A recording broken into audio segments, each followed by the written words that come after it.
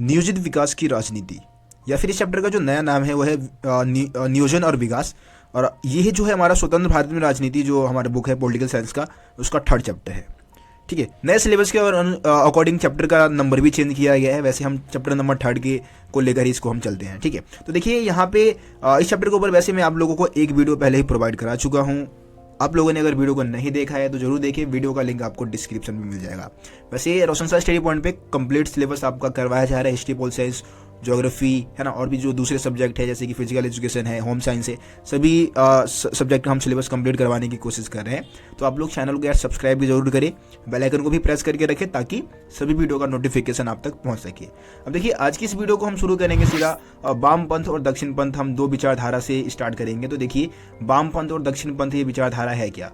तो यहाँ पे हम ना बात करते हैं कोई भी जो आर्थिक नीति है उसमें राज्य की क्या भूमिका होनी चाहिए, उसमें लोगों की या कोई राजनीतिक दल का क्या राय है, उसके अकॉर्डिंग हम ये 2 विचारधाराओं को समझते हैं। सबसे पहले हम बात करते हैं वामपंथ। देखिए वामपंथ एक ऐसी विचारधारा है जिसमें गरीबों की भलाई की बात की जाती है, जो पिछड़े वर्ग जो है, जो पिछड़ा सामाजिक वर्ग है, उनकी तरफदारी करते हैं, उनके भलाई के लिए काम करते हैं वामपंथी। ठीक है, दूसरी तरफ हम दक्षिण पंथ की बात करें तो दक्षिण पंथ एक ऐसी विचारधारा है जिसमें ये कहा जाता है कि मतलब सरकार जो है ना वो बाजार में, अर्थव्यवस्था में कम से कम हस्तक्षेप करे, है ना, खुली प्रतिस्पर्धा होनी चाहिए। जैसे कि पूंजीवादी जो देश है, जैसे कि अमेरिका जैसे देश है, वहाँ पे सरकार जो है वो बहुत ही कम हस्तक्षेप करती है अर्थव्यवस्था में। तो वो क्या है, दक्षिणपंथी विचारधारा को मानने वाले एक तरीके से, है ना।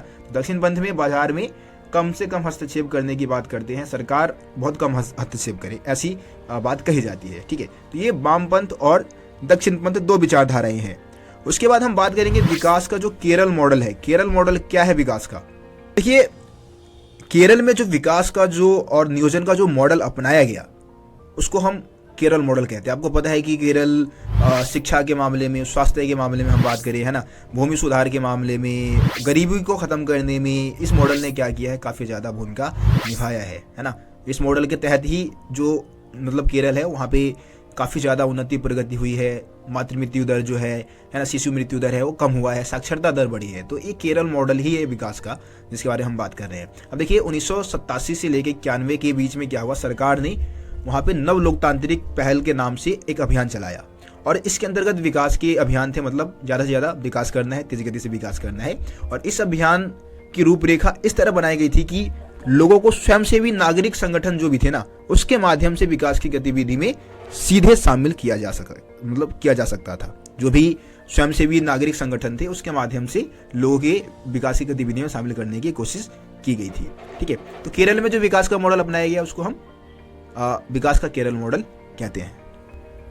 अब आगे हम एक टॉपिक देखेंगे, हमारे एनसीईआरटी बुक में दे रखा है मुख्य विवाद करके एक टॉपिक दे रखा है जिसमें हम बात करने वाले कृषि बनाम उद्योग। देखिए आपको पता है कि जब प्रथम और द्वितीय पंचवर्षीय योजना चलाया गया तो प्रथम पंचवर्षीय योजना में हमने कृषि को ज़्यादा महत्व दिया विकास के लिए, है ना। और सेकंड जो पंचवर्षीय योजना चली थी उसमें हमने उद्योग को ज़्यादा महत्व दिया। लेकिन क्या ये सही था कि एक पंचवर्षीय योजना में हम किसी एक क्षेत्र को ही महत्व दें, है ना। इसको लेकर काफ़ी ज़्यादा विवाद हुआ है, बहस हुआ है। जो भी हम विवाद है उसकी हम बात करते हैं। तो देखिए बहुत सारे विद्वान ये मानते थे, उनका मानना यह था कि दूसरी पंचवर्षीय योजना में कृषि की विकास की रणनीति का अभाव था। आपको पता है कि पूरी तरीके से दूसरी पंचवर्षीय योजना में उद्योगों को महत्व दिया गया था, है ना।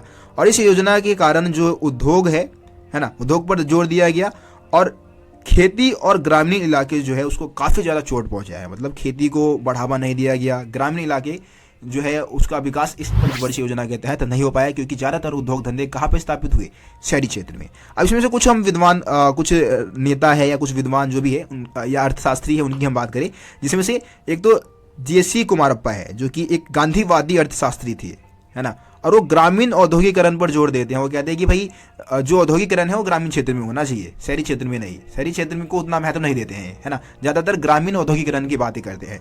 दूसरी तरफ चौधरी चरण सिंह की हम बात करते हैं, कांग्रेस पार्टी के नेता थे। बाद में इन्होंने क्या किया था, एक लोकदल नामक पार्टी की स्थापना की थी। ठीक है, तो ये कृषि को केंद्र में रखते हैं। कहते हैं कि भाई ज़्यादा से ज़्यादा हमारे को ना कृषि के विकास पर ध्यान देना चाहिए। ठीक है, और जाहिर सी बात है कि कृषि जो है वो ग्रामीण क्षेत्र में ही होता है। लेकिन दूसरी तरफ कुछ विद्वान मानते थे कि मतलब बिना औद्योगिक उत्पादन को बढ़ाए, यानी कि औद्योगिकरण को बढ़ाए, गरीबी के मकर जाल से नहीं निकला जा सकता है। अगर हमारे को गरीबी के मकर जाल से निकलना है तो हमें क्या करना होगा, उद्योगों को बढ़ावा देना होगा, जब भी जाके लोगों को रोजगार मिल पाएगा।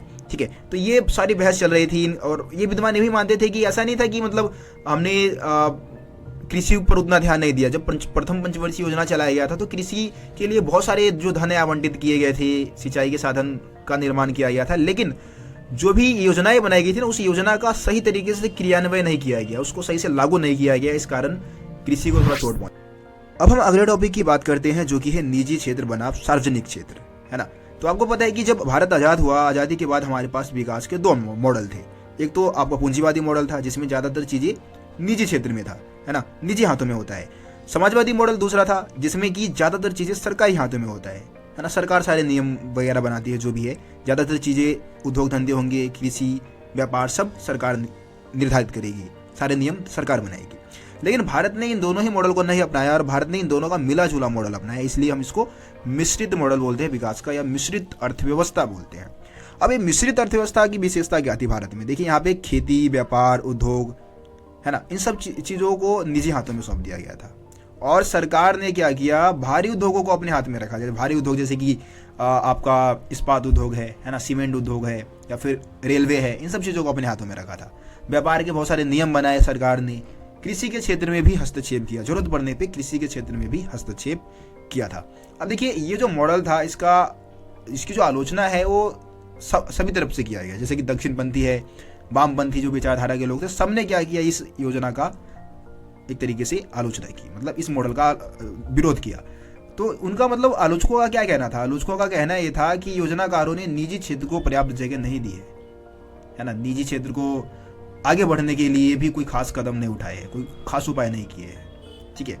और क्या किया है कि लाइसेंस और परमिट जैसी प्रणाली लागू कर दी है। मतलब अगर निजी क्षेत्र में कोई बंदा उद्योग धंधे स्थापित करना चाहता है तो उसको लाइसेंस लेना होगा, परमिट लेना होगा। तो इससे क्या है कि निजी क्षेत्र के राह में रोड़ा उत्पन्न हो गया। इसके अलावा सरकार ने ऐसी चीज़ों के आयात पर प्रतिबंध लगा दिया जो कि भारत के घरेलू बाजार में ही बन सकता था। मतलब जो चीज़ें हमारे देश में बन सकता था उसके आयात पे सरकार ने क्या कर दिया, प्रतिबंध लगा दिया। इससे भी नुकसान हुआ। इससे नुकसान ये हुआ कि बाजार में अब कंपटीशन नहीं रह गया, कोई प्रतिस्पर्धा नहीं है। इस कारण जो निजी क्षेत्र है ना, अपने उत्पादन को बेहतर करने की कोशिश ही नहीं कर रही है, अपने वस्तु की गुणवत्ता को, अपने उत्पादों की गुणवत्ता को बढ़ाने की कोशिश नहीं कर रही है ना। और सरकार ने अपने नियंत्रण में जरूरत से ज्यादा चीजें रख ली। इससे क्या हुआ, भ्रष्टाचार बढ़ा है, अकुशलता बढ़ी है ना। तो ये सारी चीजें जो आलोचक है उनका कहना ये है। इसके अलावा कुछ आलोचक ये भी कहते हैं कि सरकार को जितना करना चाहिए था उतना नहीं किया सरकार ने। आलोचकों ने ध्यान दिलाया कि भाई सरकार ने शिक्षा, चिकित्सा जैसी जो मदे है उस पर कुछ खास धनराशि खर्च ही नहीं किया, ठीक है। सरकार ने केवल उन्हीं क्षेत्रों में हस्तक्षेप किया जहां निजी क्षेत्र जाने के लिए तैयार नहीं था। तो इससे क्या है, निजी क्षेत्र को कहीं ना कहीं मुनाफा कमाने में सरकार ने मदद की है, ऐसा भी ये कहते हैं। गरीबी को खत्म करने में कोई खास योगदान नहीं दिया। और ज़्यादा मतलब राज्य के हस्तक्षेप के फलस्वरूप क्या है, अर्थव्यवस्था में राज्य ने ज़्यादा हस्तक्षेप किया। इस कारण एक नया मध्यम वर्ग उभर के सामने आया। और ये मध्यम वर्ग कुछ खास काम नहीं कर रहे, बस बैठे बैठे अपनी नौकरी से तनख्वाह उठा रहे हैं और अपनी ज़िंदगी को भोग रहे हैं, ठीक है। गरीबी में कोई कमी नहीं आई है, गरीबी और बढ़ी है, ऐसा कहना है उनका। तो इससे ये समझ में आता है कि जो भी योजनाएं हमारी मतलब मिश्रित मॉडल अपनाया गया था उसकी आलोचना हुई थी, क्योंकि उसमें कमियां भी थी, ठीक है। तो इन सभी कारणों से इसकी आलोचना की जा रही थी। सो दोस्तों, आज की इस वीडियो को हम यहीं पे ख़त्म करते हैं। एक पार्ट और आएगा, थर्ड पार्ट, जिसमें हम इस चैप्टर को कंप्लीट कर लेंगे। बाकी यार, आपको वीडियो को शेयर करना है और वीडियो को लाइक करके जाना है, और चैनल को सब्सक्राइब नहीं किया तो सब्सक्राइब भी करना है। सो मिलते हैं आप लोगों से अगली वीडियो में, तब तक के लिए जय हिंद, जय भारत, अपना ख्याल रखें।